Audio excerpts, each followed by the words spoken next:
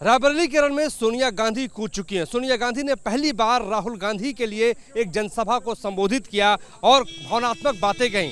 सोनिया गांधी ने सीधे तौर पे कहा कि मैं अपने बेटे को रायबरेली को सौंप रही हूं और उन्होंने ये भी कहा कि उनका नाता पुराना है। यानी सोनिया गांधी ने एक बड़ा मैसेज जो है वो रायबरेली के भीतर दे दिया। एक बड़ी रैली का आज आयोजन किया गया था जिसमें सोनिया गांधी, इस वक्त देखिए ये काफिला जो है वो प्रियंका गांधी का यहाँ से जा रहा है, जिसमें तमाम जो बड़े नेता हैं इस काफिले में मौजूद हैं। अभी सोनिया गांधी जो है यहाँ से गई हैं। सोनिया गांधी, राहुल गांधी जो है वो दिल्ली के लिए रवाना हो चुके हैं। लेकिन ये समझना बेहद ज़रूरी है कि किस तरीके की रणनीति खासतौर पे कांग्रेस पार्टी की रही है। आज अखिलेश यादव भी मंच पे थे। अखिलेश यादव ने जो है मोदी सरकार को कटघरे में खड़ा किया। 10 साल की उनकी विफलताओं को वो गिनाते हुए नजर आए। इसके अलावा जो बड़ा दिलचस्प है ये जानना कि सोनिया गांधी की इस रैली में रणनीति क्या रही। रणनीति ये रही कि सोनिया गांधी के माध्यम से अमेठी में भावनात्मक अपील की जाए और वो कहीं ना कहीं वो भावनात्मक अपील यहाँ पे दिखाई दी। इस वक्त कांग्रेस के कुछ कार्यकर्ता हैं, नेता हैं, उनसे हम समझने की कोशिश करेंगे कि आगे की रणनीति कांग्रेस पार्टी की क्या है। मेरे साथ रोहित जी मौजूद हैं जो एक्स सर्विसमैन के चेयरमैन हैं, ये रायबरेली के रण में मौजूद हैं, चुनाव प्रचार ये भी कर रहे हैं। ये बताइए कि सोनिया गांधी की आज अपील के बाद कितना बड़ा चेंज देखते हैं, क्या परिवर्तन देखते हैं? ये रायबरेली के ही नहीं पूरे देश के अंदर परिवर्तन चालू हो चुका है। और रायबरेली की जनता, आप देख रहे हो ये क्या लिखा हुआ है, रायबरेली के राहुल। तो रायबरेली से राहुल गांधी जी देश के सबसे ज़्यादा मार्जिन से जीतने वाले यहाँ से हैं। और ये पूरे देश के अंदर एक बदलाव की लहर चल चुकी है। राहुल गांधी जी की भारत जोड़ो यात्रा और फिर उसके बाद भारत जोड़ो न्याय यात्रा, इसने देश में ऐसा माहौल तैयार कर दिया है कि मोदी जी इस टाइम पर हार के डर से अनाप शनाप कुछ बोल रहे हैं। तो ये मैं आप लोगों के ज़रिए कहना चाहूँगा कि 4 जून का दिन मुकर्रर है।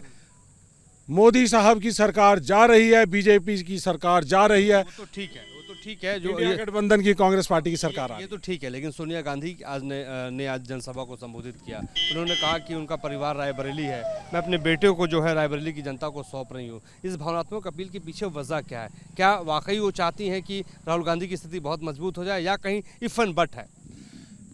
राहुल गांधी की स्थिति तो बहुत मजबूत है, वज्र की भांति मजबूत है।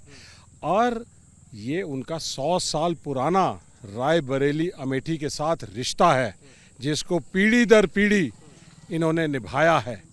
और ये भावुकता जाहिर, ये लाजमी बात है कि भावुक होना है, क्योंकि सोनिया गांधी जी कितने समय से रायबरेली के साथ जुड़े हुए हैं और भावनात्मक तौर पे वो अपने जो अगली पीढ़ी को रायबरेली को सौंप रही हैं।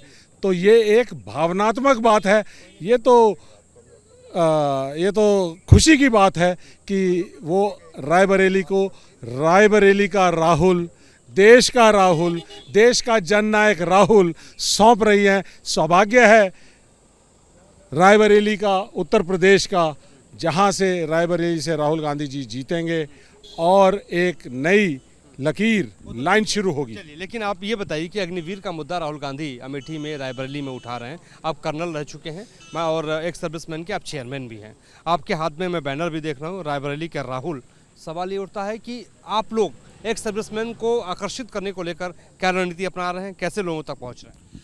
आपने देखा होगा कि 1 साल से हमने मोदी साहब के झूठे राष्ट्रवाद को, देश प्रेम को और सेना के प्रेम को तोड़ने के लिए और देश को अवगत कराने के लिए हमने लगातार कोशिशें की हैं। और उनका जो सेना को राजनीतिकरण करने का जो काम था उसको हमने पूरी तरह से ध्वस्त कर दिया, उनके प्लान को ध्वस्त कर दिया, उनके राष्ट्रवाद के प्लान को पूरी तरह से हमारे कैंपेन ने, जय जवान कैंपेन ने पूरी तरह से ध्वस्त कर दिया है। और जो अग्निपथ जैसी योजना जिसके तहत अग्निवीर, 2 तरह के सैनिक, 2 तरह के शहीद जो देश को देने का काम कर रहे हैं, ये जाति और धर्म में बांटने वाली जो बीजेपी मोदी सरकार है, उन्होंने सेना को, सैनिकों को भी बांटने से गुरेज नहीं किया। रायबरेली में एक बड़ा मुद्दा है ये बहुत बड़ा मुद्दा है। ये रायबरेली नहीं, पूरे देश के अंदर मुद्दा है। इसके 3 पहलू हैं। पहला पहलू है कि जब अग्निपथ योजना को लेके आए तो वो देश के तीनों सेनाध्यक्षों ने आकर कहा कि ये हमारे लिए, देश की सुरक्षा के लिए, सैनिकों के लिए सही नहीं है, आर्मी के लिए, एयरफोर्स के लिए, नेवी के लिए। और एक वो पहलू।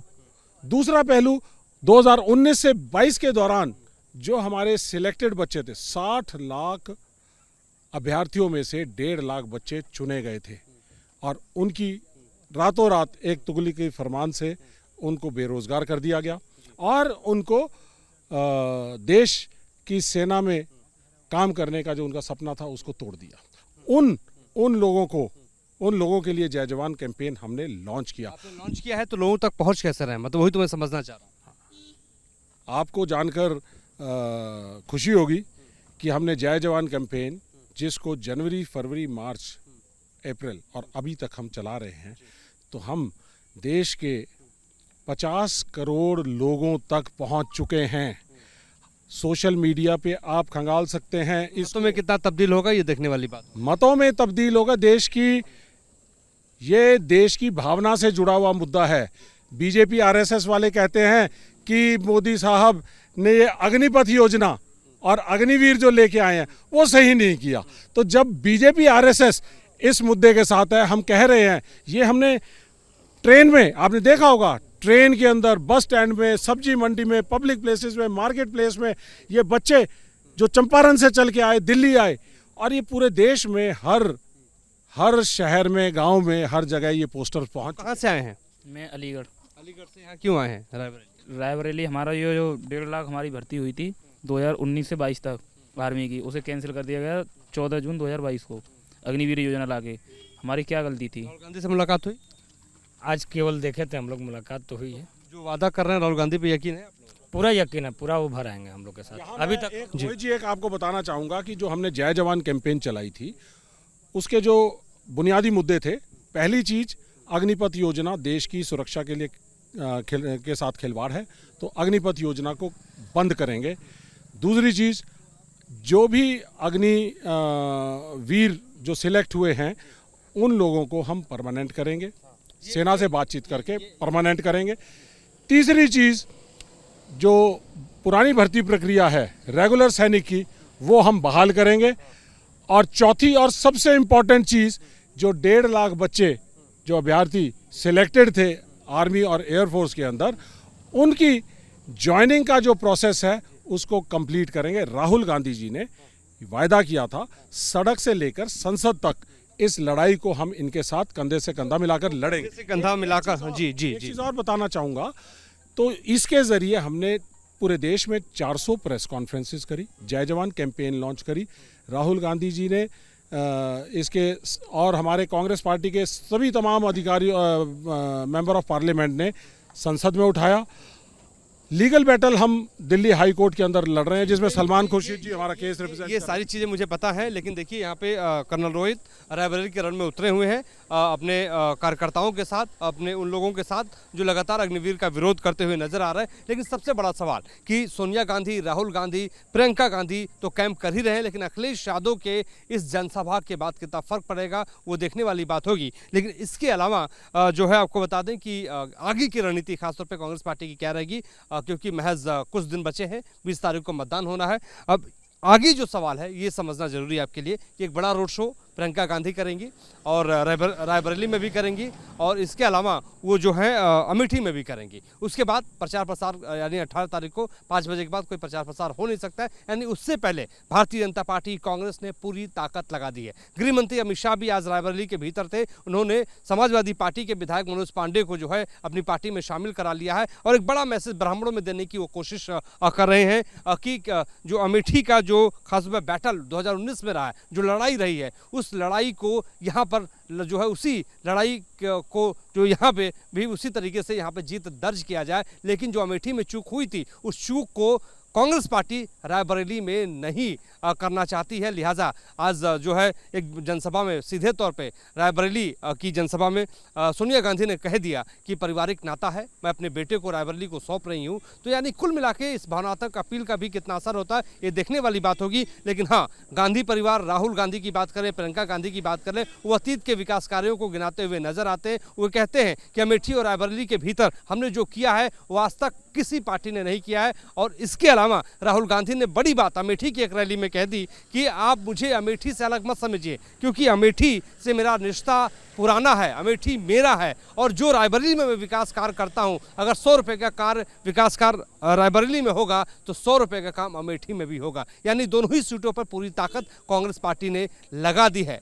हम आपको ग्राउंड जीरो से यही बताने की कोशिश कर रहे हैं कि भारतीय जनता पार्टी और कांग्रेस की रणनीति क्या है और रायबरेली के रण में राहुल गांधी किस तरीके से जो है प्रचार प्रसार कर रहे हैं और किस तरीके से चुनाव लड़ रहे हैं।